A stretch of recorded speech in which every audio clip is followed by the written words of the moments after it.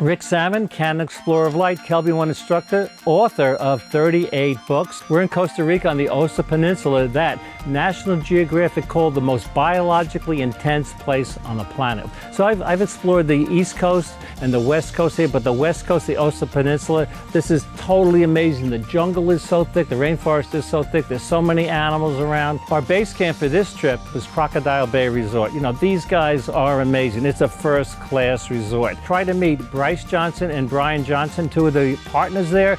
These guys are not only great photographers, they're great people. You can learn a lot from both of them. To our naturalist, Dennis Atencio Valverde. He's an amazing guy. He's also a great photographer. You're going to learn about exposure.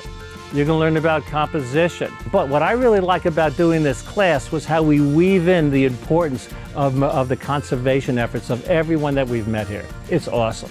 You know, two more highlights of the trip were going to these ecological centers. One was the Osa Interactive Gardens, where we got some great pictures of some butterflies, and the other one was La Tarde, where we got some amazing, really close-up pictures of the poison dart frog. So please check out my latest class on KelbyOne, Uncovering the Magic of the Rainforest.